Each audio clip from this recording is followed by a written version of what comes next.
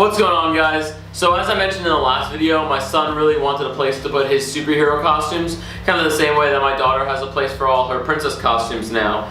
So if you haven't seen that video, go take a look at it. I used the Decoupage technique to do the shelves on her dress-up station, and that's the same technique I'm going to use for this board. I'm basically going to do the Decoupage technique, which is what I want to show you guys on this board.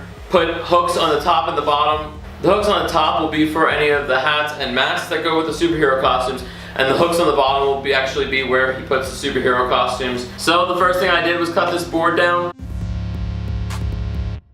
Or you can go over to a craft store and purchase a smaller piece of wood or a larger piece of wood.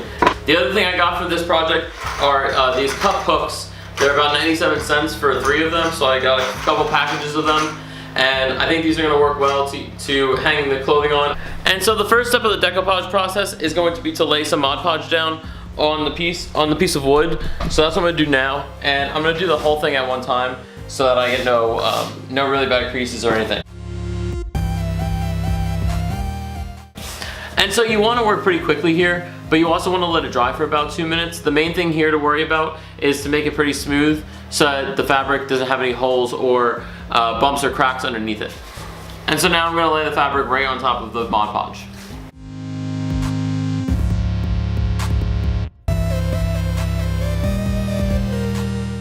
And now I have pretty sticky hands from that process, but that's okay. I'm just going to do the final step, which is to put another coat of Mod Podge on top of the fabric.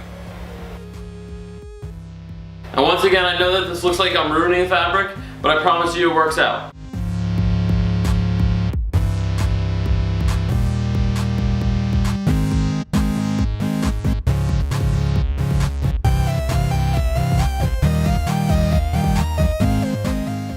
So once all the Mod Podge is dry, you can come back about 24 hours later with a fresh new razor blade and cut away any of the excess fabric. And so that's it for the decoupage technique. Now I'm just going to go ahead and add some hooks to this board for the costumes. And one little thing I wanted to point out here is that I'm using an extra hook that is in my drill to screw in the other hooks. I'm just applying some upward pressure, and then it catches the hooks really easily, and it's a really easy way to do a lot of hooks. And then I thought that there should be a bead of glue at the end of these hooks to stop it from being so sharp, so that he doesn't tear any of his costumes as he pulls them down off the wall. And so yeah, that's it. I really wanted to highlight the decoupage technique on this, and I think it's a really good thing to have in your arsenal for finishes, and it really adds something to projects like these. If you like this video, give it a thumbs up.